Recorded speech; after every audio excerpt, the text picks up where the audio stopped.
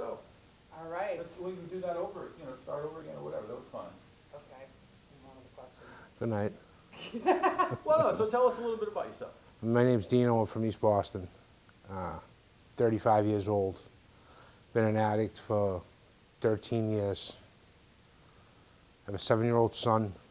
I'm in a halfway house right now, trying to better my life. My son's mother passed away from an overdose March 3rd of last year. Just trying to be a father to my son.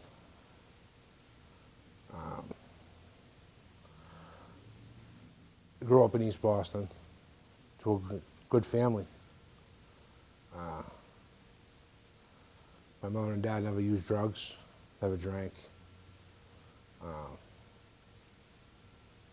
I OD'd a couple of times. Knocking stuff definitely saved my life. I was clean for 4 years and I got high twice and OD'd once. And my friend got a Narcan from a facility. And I was out for maybe 5 minutes, hit me with 2 shots of Narcan, and I came back. And I've been trying to get clean ever since. So if you could back up a little bit and maybe tell us a little bit more about the time you overdosed and you were saved once by Narcan? Yeah. Yeah. I mean, kind of, what were the circumstances? I mean, how did they find you? What was your physical state before they hit you with Narcan? And what did you remember when you woke up? Just kind of retell a little of that. I just had relapsed after 4 years of being clean. And I was getting high with my friend. And I thought I could do what I did before. I thought I could get high with the same amount of heroin that I used. And I was wrong. And I just remember going black. My friend thought I was nodding out and I was blue. And I woke up maybe 5 minutes later gasping for air. It scared me. And I scared him, scared his girlfriend. And it's just something I don't want to experience again. Just been trying to get clean ever since. Can you ask a little bit about, how much do you know about the circumstances with your son's mother in Florida? She by herself? She was with her boyfriend. So I think it would be, if you're up for it, you don't have to. Yeah, I don't care. It doesn't bother me. Talk a little bit about what may have been different if that state allowed access It's a knock. to Narcan. Are you willing to talk about Yeah, it's fine. Anything you talk about that you change your mind, Yeah, we that's can what- just cut. Yeah, no, that's fine. Yeah, so like tomorrow, if you wake up and say, geez, I really don't want them to talk about that, No, it doesn't. just tell us and we're not going to. It's a reality. It really is, Happens all the time. Right. So let's look over this, look towards me as you kind of recount what Mary was asking. I got a phone call March 3rd of last year. My son's mother had overdosed in a hotel room with my son, her newborn, and her boyfriend there. I don't know the specifics about it, but I know that she was using, she had relapsed, and she was using and she overdosed. Now, she didn't have the chance to get revived back because of the Narcan situation in Florida. It touches home, because now my son doesn't have a mother, and I'm trying to do the right thing for my son. It's tough. Getting that phone call definitely sucked, but I just have to do the right thing for him now. What might be different for you and your son if her and her boyfriend had been provided? My son would probably still have a mother. My son would definitely have his mother still. So if we could Repeat the just question. back Well, up sort and of kind of- repeat the question without being like, well, Mary. If they had Narcan in the room, my son would still have his mother. The boyfriend could have saved her from the overdose. So if you could kind of restate that, if Florida had allowed Narcan to Got be it. more readily available, my son would still have a mother. Right. If my son had a, Florida. I'm putting that in, by the way. That it's face. all right. Dino, three things. Florida, son, mother. All right, I got it. Take your time. If hold on.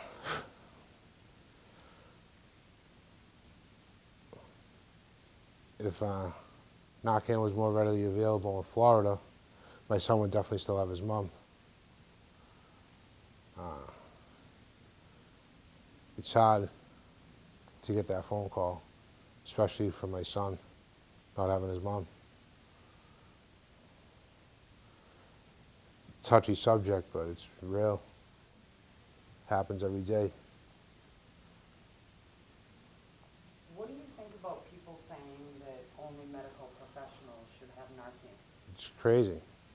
It's nonsense. What's crazy? Should be available in pharmacies and passed out. More. Kind of back up a little bit and kind of, again, restate that, It's hard when you're asking questions and it's like, yeah, wait, hold on. I know. So you, not we got, Yeah. especially we got three of you. Three Yeah. of us, like, I know, I'm going you back. know? No. It's not like a natural Yeah. feeling. Yeah. Mary, take a nap. Go ahead, don't worry about it. Take- But we were, what were we talking about? What was the question? Oh, Should medical professionals? yeah, I mean, some people say only medical professionals should have Narcan. And if you almost could read, some people say, yeah. and then you can refute it. It's like this ridiculous sort of scripting because none of us are TV stars. Yeah. Where I'm like, what do you say to people who think that Narcan should only be for medical professionals? And then you say, the argument that. Yeah. Right, exactly. Yeah, sorry. Let me process this. It's going Yeah, to take well, a few. I'll start again with the question. And I'll Thanks. flash you. And then you'll be laughing and it won't be as powerful. Where's my phone? Oh, yeah. So, there are people who argue that Narcan should only be in the hands of medical professionals. What do you think about that? I think medical professionals shouldn't be the only ones with Narcan. It should be given out in pharmacies. It's given out in facilities.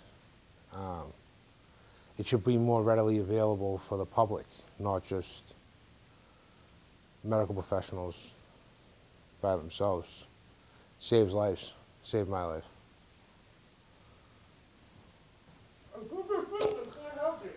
So do that again. It saves lives. It saves my life. It saves lives. It saves my life. Yeah, a little slower.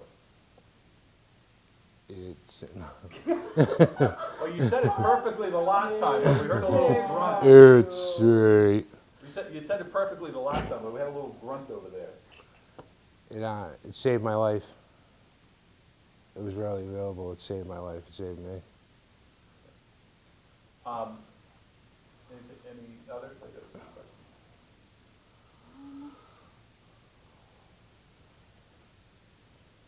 Yeah, let's hear it.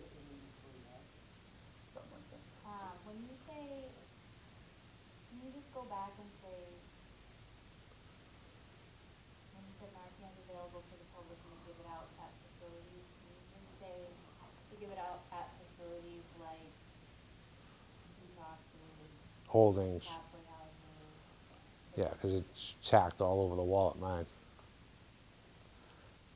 The hand Narcan out at detoxes, halfway houses, holding facilities, some hospitals.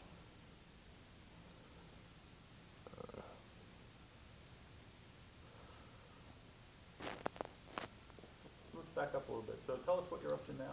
I mean, you're living at a halfway house, are you working, are you, how you being a dad to your son and all that kind of stuff? My son lives in Florida. Okay, sorry.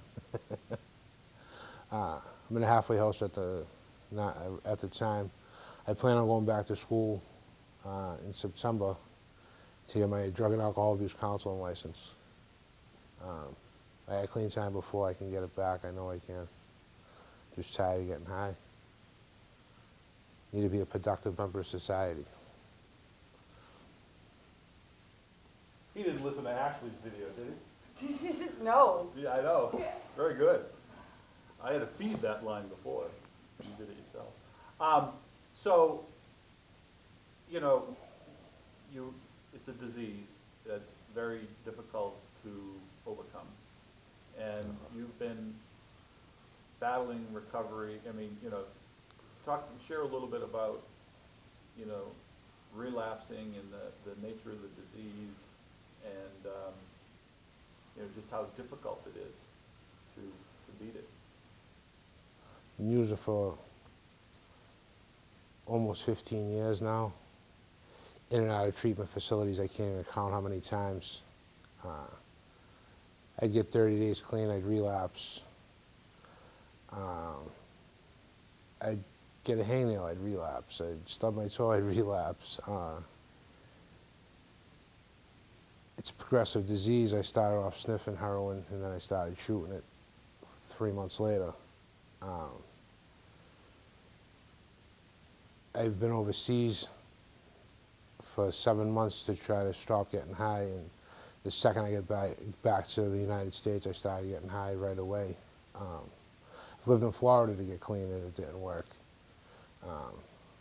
I had 4 years clean from 2010 to 2014. In a chain of events, I ended up relapsing last year, and I've been on the road to recovery ever since, in and out of facilities, relapse after relapse. Just tired of doing it.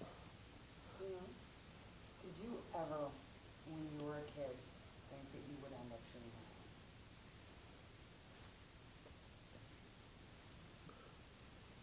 Growing up in East Boston, I never thought I'd shoot heroin. Started off smoking weed and drinking, just hanging out, having fun as a kid, and then I never thought I'd stick a needle in my arm. It wasn't a part of my upbringing. Grew up in a Roman Catholic home, single parent household. Never thought I'd get high on heroin anyways.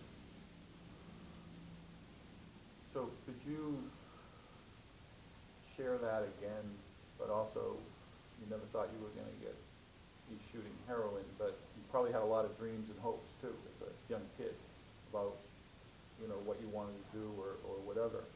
And, you know, how did heroin get in the way? I don't know if that's a question or a statement. What did you want to be when you were a kid? An ambulance driver. An ambulance I driver? did. That's awesome. Share that. I remember I wanted to be an ambulance driver when I was a kid, just to help people. I guess it's in my nature. And when I started getting high, it just threw all my dreams out the window. I didn't want to do anything. The heroin became a part of my life. Took precedence over everything. Doing anything with my life was down the drain when I was getting high. In and out of jail, treatment facilities. The list goes on. I couldn't tell you how many times I've been in and out of detox.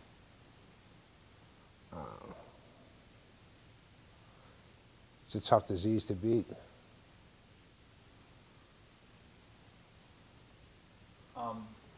Mary? I feel like I'm on 2020. So, well, let's go here, Dino. Do you know other friends who have been saved, or people that have been saved by Narcan? I've saved a few people. Could you share us a little of that, those stories? I was in my apartment in Lowell, and a friend of mine was eating benzos, and came out of the bathroom. He was pale white, still had the needle in his arm. He he sat on the edge of my bed, and 2 minutes later, he slid off the bed, and he was blue. I remember seeing the Narcan in his backpack, so I dumped the backpack on the floor, and I set the Narcan up, and I hit him with 3 shots of Narcan. And I dumped water on him, and he came up, he came to, and saved his life. I got scared. I never really seen it before, but another time I was in East Boston on my way back to Tewksbury, and a friend overdosed in the car, and we didn't have Narcan. We pulled off into next, it was a health center, and they didn't have Narcan. They ended up bringing him to a different facility, and thank God he woke up out of it, he came out of it. But they didn't. I found it strange that they didn't have Narcan at the hospital where we took him. They brought him to a different hospital and hit him with the IV Narcan. So, was there other times that you? No, just twice. Yep. And, so if you could, say, you know, I've been saved by Narcan, and I've also saved other people, saved other people's lives using Narcan. Narcan saved my life, and I've also used Narcan to save other people's lives.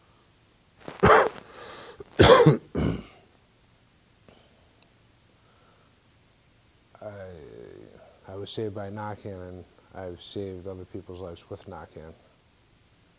Great. Now, I want him to say, I am the evidence. yeah, I was thinking that. Well, do it in this, actually, I'm gonna shut this off. Do it in this context.